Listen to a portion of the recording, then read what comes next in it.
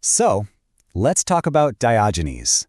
This was a philosopher who didn't just scribble down his ideas in some dusty scroll. He lived them, out loud, on the streets, for everyone to see. He basically turned his entire life into one big, provocative argument, and we're about to break down exactly how he did it. His whole story really forces us to ask a question that's just as relevant today as it was in ancient Greece. What does it actually mean to be free? Is it about having everything you could possibly want, or is it about wanting nothing at all? Well, for Diogenes, the answer was pretty wild. He believed real freedom meant living with the simplicity and, get this, the shamelessness of a dog. And no, that wasn't an insult to him. It was his entire philosophy, a way of thinking that would eventually be called Cynicism. Okay, so how does a man end up living in a clay pot and basically barking at social norms? To get that, we've got to go back to the beginning. See, his life as an outsider didn't just start in Athens. It all kicked off with a major act of rebellion. Diogenes was born in a place called Sinope. His dad was a minter. He made coins for a living. But then things go south. He and his father get accused of defacing the currency, and boom, he's banished, forced to leave everything behind. But for Diogenes, this wasn't the end. It was a launching point. He took that accusation and just ran with it. It became his whole mission. It's like he said, okay, you think I mess with physical coins? Watch me mess with the real counterfeit currency. All of society's phony values.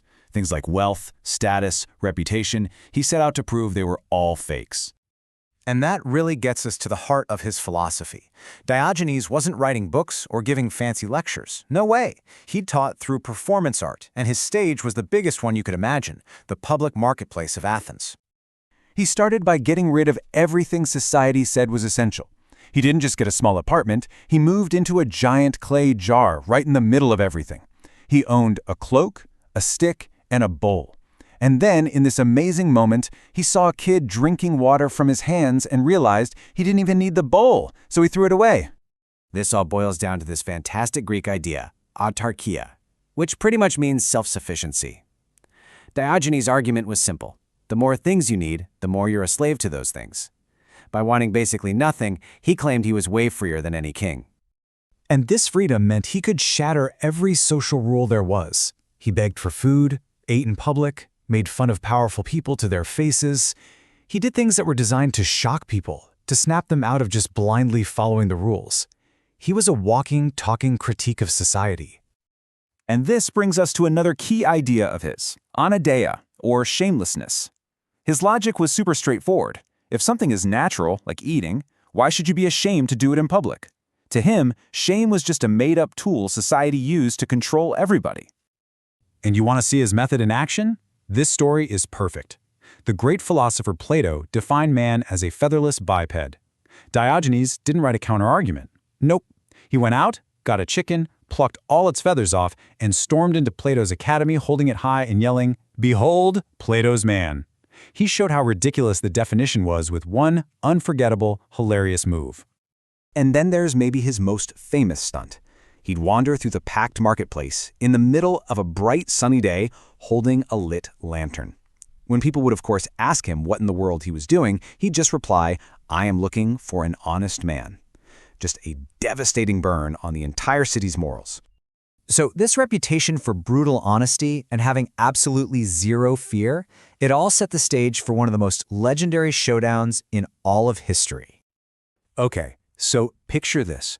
In one corner, you've got Alexander the Great. We're talking about a guy who had conquered most of the known world, commanded huge armies, and had unimaginable wealth. He had everything. And in the other corner, you have Diogenes, a man living in a jar who owned nothing. This was the moment. The man who had it all met the man who wanted none of it. Alexander, who was actually a fan of the philosopher, walked up and offered to grant him any wish, anything he wanted. Diogenes, without missing a beat, just looked up at him and said, "Stand out of my sunlight." I mean, wow. He was saying the only thing the king could give him was something he already had, and the only thing he could do was take it away. That single moment cemented his legend forever. But it makes you wonder, why does this guy, who never even wrote anything down, still resonate with us so much thousands of years later? Well, his influence was huge. Seriously, The ideas of Cynicism directly pave the way for Stoicism, which is one of the most enduring philosophies in the world. But more than that, he proved that philosophy isn't just something you think about, it's something you do. It's a way of life. You know, when you think about it, he was basically the world's first minimalist. Long before it was trendy, Diogenes showed that true happiness doesn't come from adding more and more to your life, but from the radical act of subtracting whatever is unnecessary. And his lessons are just as relevant today. The idea that real freedom is internal, not external. That maybe, just maybe, the things society tells us to chase, money, status, stuff, are really just illusions. And that sometimes a simple, honest truth is the most powerful weapon there is. Which really leaves us with one final question, turning his famous quote back on ourselves. What are the things in our own lives, the unnecessary wants, the social pressures, the counterfeit values, that are standing between us and our sunlight?